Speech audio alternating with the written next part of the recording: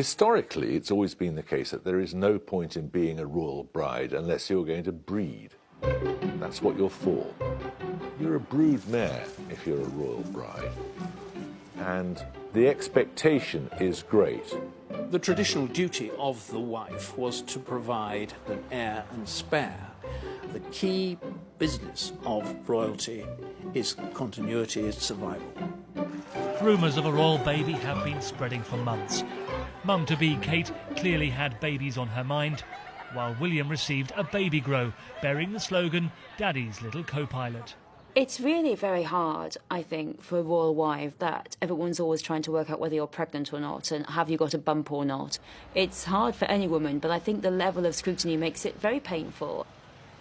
The pressure is often terrible. The whole history of England is changed by the difficulty of Henry VIII's wives in producing children. For those who conceive easily and give birth easily, fine. For those who don't, the pressures are nightmarish.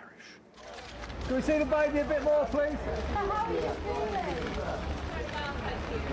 Sophie, I think all of her pregnancies have been problematic. Kate has suffered very severely from morning sickness that is totally debilitating. Diana's pregnancies were anything but plain sailing.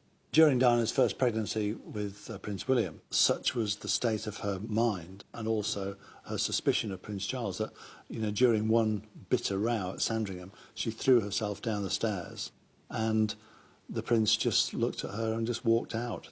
But with Diana, it got to a point where the Queen had to call in the editors of the national newspapers and ask them to just back off and leave her alone, give her some space.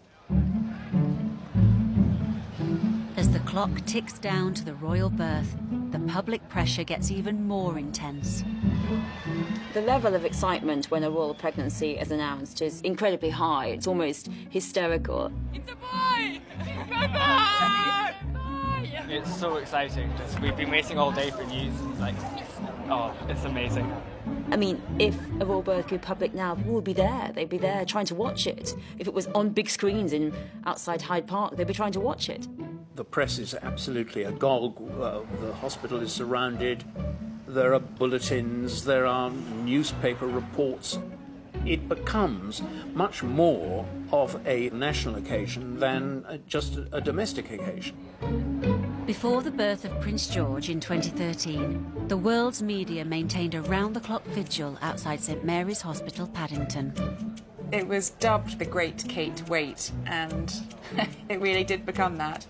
Prince William had been presented on these same steps by his mother, Diana, Princess of Wales.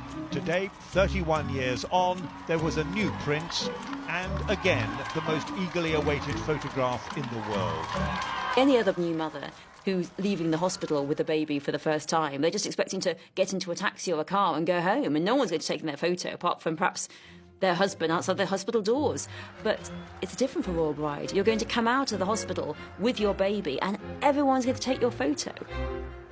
It's really intrusive, especially, you have to scrub up and have your hair and makeup done and look happy, and the whole thing is just a ghastly ritual.